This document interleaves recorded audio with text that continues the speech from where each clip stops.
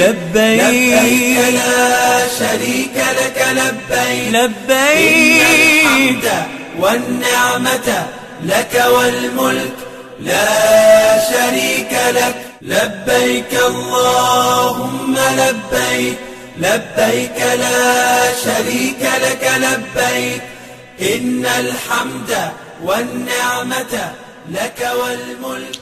السلام عليكم ورحمة الله وبركاته. ஹாஜிகள் அவனோட தவாவை முடிச்சுட்டு இந்த இடத்துக்கு தான் வருவாங்க. இந்த இடத்த மஸ்ஹான்னு சொல்லப்படும். நபி ஸல்லல்லாஹு அலைஹி வஸல்லம் அவர்களும் அவங்களோட சையை சஃபா மலையிலையும் தொடங்கினாங்க. அவங்க சஃபா மலைக்கு வந்து இன்ன ஸஃபா வல் மர்வத மின் ஷஅரில்லாஹ் இந்த குர்ஆன் ஆயத்தை ஓதிட்டு அல்லாஹ் எதை கொண்டு ஆரம்பித்தானோ நானும் அதை கொண்டே ஆரம்பிக்கிறேன்னு சொல்லிட்டு சஃபா மலைக்கு மேலே ஏறினாங்க.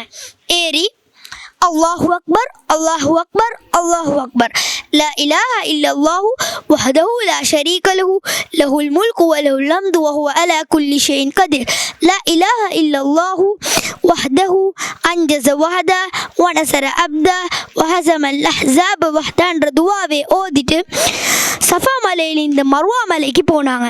சஃபா மலையில இந்த மர்வா மலைக்கு போகிறதுக்கு நடுவில் வந்து பத்னுல் வாதின்னு ஒரு இடம் வந்துச்சு.